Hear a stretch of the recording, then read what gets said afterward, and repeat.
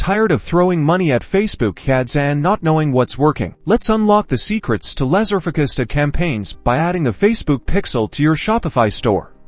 First, head over to Facebook Business Manager. Navigate to Events Manager.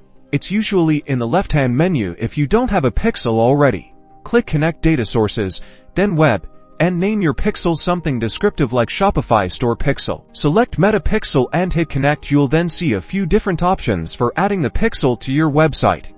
Choose Install Code. Manually copy the base code you see on the screen. Now, jump over to your Shopify admin dashboard and click Online Store.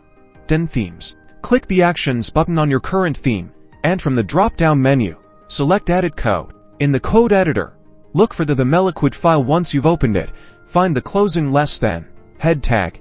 Paste the Facebook pixel base code you copied from Facebook Business Manager right before that closing less than head tag, then hit Save. Head back to Facebook Business Manager and use the Test Events tab to confirm your pixel is active. It might take a few minutes to show up. You're now tracking valuable customer data. This data helps you retarget website visitors, create lookalike audiences, and ultimately run more effective Facebook ad campaigns, so you can stop guessing and start growing.